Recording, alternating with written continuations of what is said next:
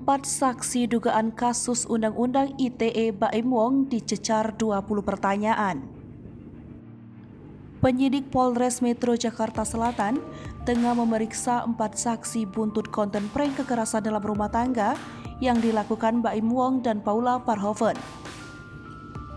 4 saksi yang diperiksa menurut Kepala Seksi Humas Polres Metro Jakarta Selatan, AKP Nurmadewi, diantaranya sopir Baim Wong, 2 kameramen, dan 1 editor.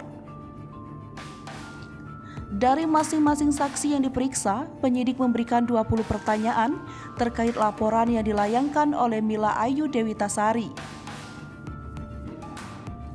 Adapun keempat saksi tersebut diperiksa karena berada dalam tempat kejadian perkara di Polsek Kebayoran Lama. Lebih lanjut, Nurma menyebut adanya kemungkinan pemeriksaan saksi tambahan dan sang terlapor Baim Wong dan Paula Verhoeven untuk kembali dimintai keterangan apabila dibutuhkan.